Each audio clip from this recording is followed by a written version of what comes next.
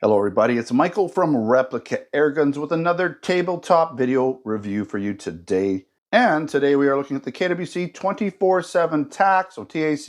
It is a non-blowback CO2 pellet pistol. And again, this is the tabletop video, so I haven't shot it yet. I don't know what the velocity truly is or what the accuracy is going to be when I test it out.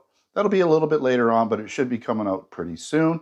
And this gun is available in our Canada Replica Airgun store as the Ranger version. So there's going to be the wording Ranger on the side here, but it is technically the same gun. I don't know if we're going to have the all black KWC version, although the Ranger is listed in the KWC. Kind of different. I'm not really sure why I have this one to review, whereas we just have the Ranger one on the website. But they are the same gun, so this is essentially the same review. And I will be doing that follow-up field test shooting video as soon as I can get to it, so stay posted for that. All right, let's get into the specifications. It's a non-blowback fixed slide, although the slide is removable, and I'll show you that later on in the video. It does have a metal and plastic build, metal slide and magazine with a plastic frame and other metal internal parts. It does use a 12-gram standard CO2 cartridge. It shoots .177 caliber pellets, has a 12-round full-size dropout metal magazine that holds 6 pellets on one side. You flip it around once you run out, and you've got another 6 on the other side. I'll show you that when I pull the mag out for you. So essentially they are dual rotary magazines. The total weight of this gun is 1.76 pounds or 799 grams, and it has a total length of 7.5 inches or 190 millimeters. As far as I can tell, I'm pretty sure it's rifled. I did my best to look through the barrel with a light in there using my readers, and it did look like it was rifled, but it was really hard to tell. So I can't say 100%, I'll say 99% sure it's rifled. Now it does have a double action only trigger, so that means you have to pull the trigger back a fairly long length, which actually pulls that internal striker hammer back and lets it go at the end of the trigger pull, all in kind of one motion. There's no single action trigger, so you can't pull at a hammer back or pull the slide back and release the internal striker hammer in a much lighter trigger position. That's not possible with this gun just because of the way it's built.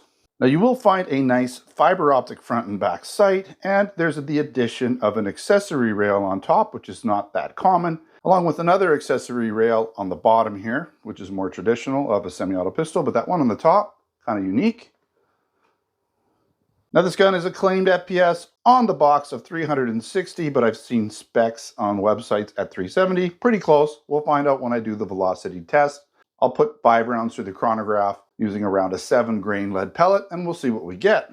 But if you haven't noticed, it is a replica of the Taurus 24/7, or similar to it. Not an exact replica, but very close. And it is made by KWC in Taiwan. So let's show you the box real quick here. 24/7. Non-blowback, .177 caliber pellets, right?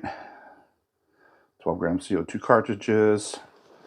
You have 2.8, I guess that's the joules, max 110 meters per second, which works out to 360 FPS, right?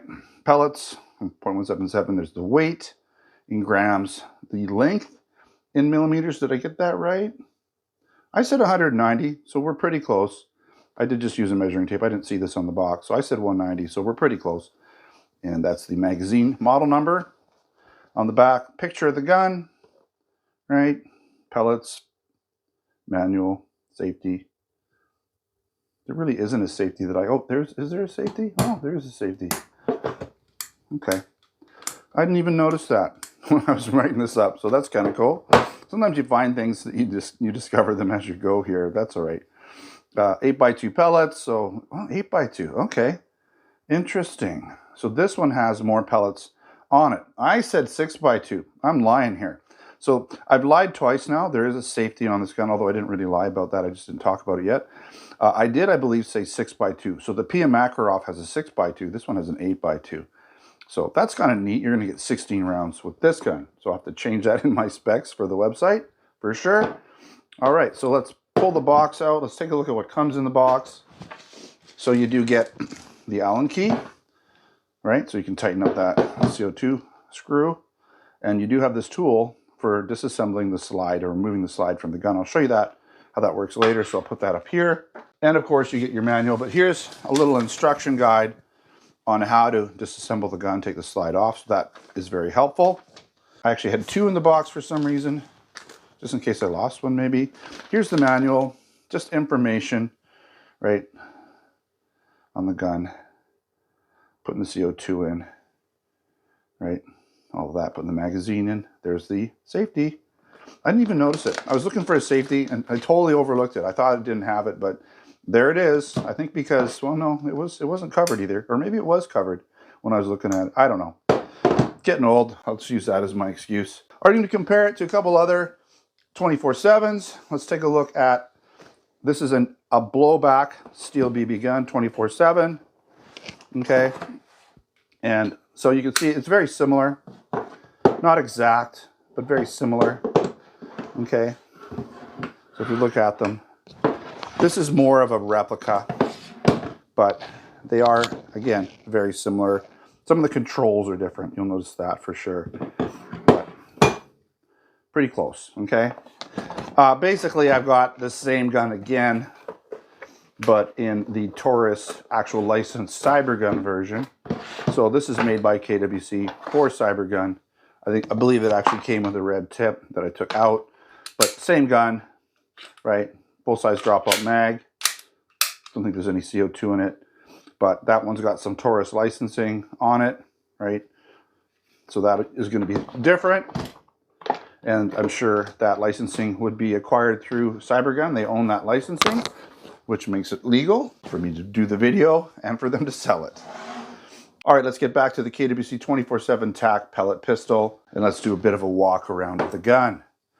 All right, so we have, this is like, it's not even written, it's right in the frame. I like that. You can see it's a plastic frame, different than the slide. The slide has just a little bit of wiggle because it does come off.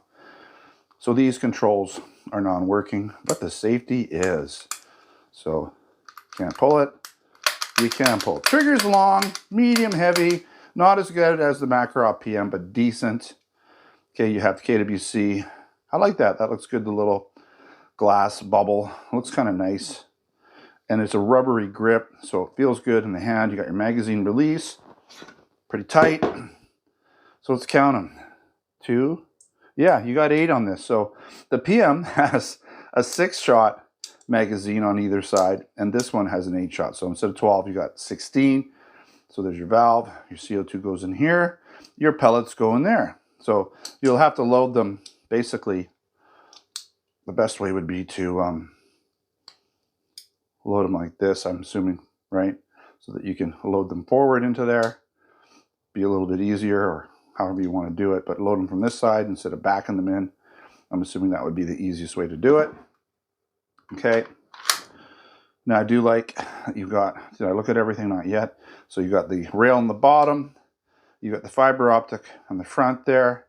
Fiber optic on the back. So you are going to have to aim it kind of like that. So you might cover some of your target with these rails a little bit.